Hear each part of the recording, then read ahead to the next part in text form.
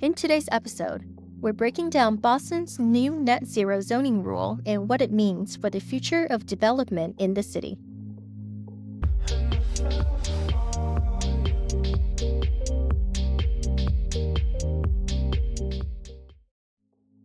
So here's the big news.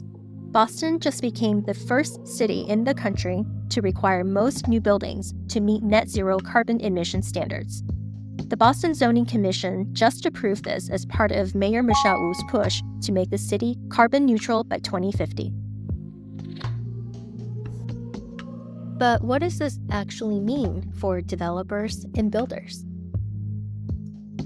Starting July 1st, 2025, any new project that's 20,000 square feet or bigger, residential buildings with 15 or more units, or expansions over 50,000 square feet will have to prove they'll operate at net zero emissions before getting approved by the Zoning Commission.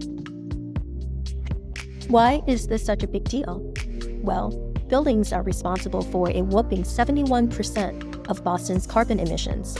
Switching from fossil fuels to renewable energy and electrification is key to tackling climate change. There's some exceptions though. Labs, hospitals, and manufacturing sites get more time. Labs have until 2035, and hospitals and manufacturing sites have until 2045 to comply. Smaller renovations and adaptive reuse projects are exempt to encourage creative and sustainable ways to repurpose older buildings. Supporters, including major developers like Millennium Partners, wind companies, and Tishman Speyer, say this policy will make Boston a global leader in green development. They argue it will improve air quality, boost public health, and even save money by avoiding expensive retrofits down the line. But not everyone is on board. Some worry about the financial impact, especially on smaller developers who might struggle to keep up. There's also concern that this could slow down development, particularly when it comes to affordable housing. To address that, Boston's Chief of Housing, Sheila Dillon, says the city will offer subsidies and support to help affordable housing projects meet the new standards. And then there's the bigger picture. How will the cost and availability of renewable energy play into all this? Plus, let's not forget, the first attempt to pass this rule failed last year, leading to the removal of a zoning commission chair. This time, it passed 8-3. No matter how you look at it, Boston's net zero zoning rule is a game changer. But it also raises big questions. Will it slow down development in a city already struggling with housing inventory? Will it give an edge to big developers while making things harder for smaller ones? And how will shifting energy policies affect these buildings in the long run?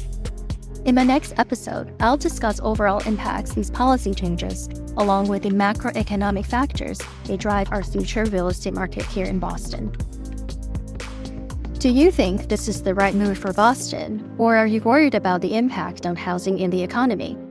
Drop your comments below. I would love to hear your thoughts. Lastly, if you're looking for a quick summary of everything we just covered, I put together a one-page breakdown.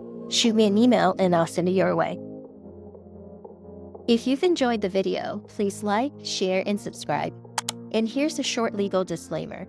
This video was put together by Rachel Laura for informational purposes only. While I've done my best to make sure everything is accurate, always check with official city sources and legal professionals before making any decisions. If you want a full list of sources, you can find that in the show notes.